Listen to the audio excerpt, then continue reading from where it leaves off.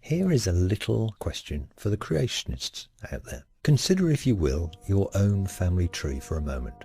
Go back around 100 years. This will likely be around the time of the birth of your grandparents or great-grandparents. Now, count all the members of that family tree.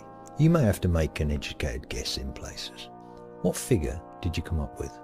If you started at grandparents, then you should have at least 4 adults at the head of your tree, more if any of your grandparents remarried. And if you started with your great-grandparents, then you should have had at least 8 adults at the head of your tree. So now you have a figure in your head. It is pretty well agreed by creationists that the building of the Tower of Babel, or Babel, took place during the time of Peleg, whose name means division, and that this would have been around 100 years after Noah's flood. 8 people got off the ark, and 2 of them had no more children.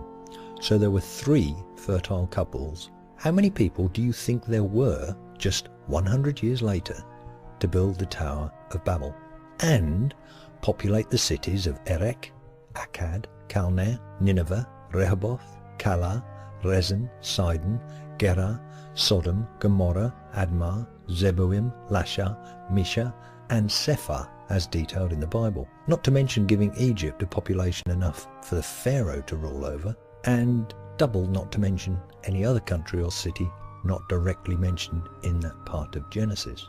I await your responses, but shall not hold my breath.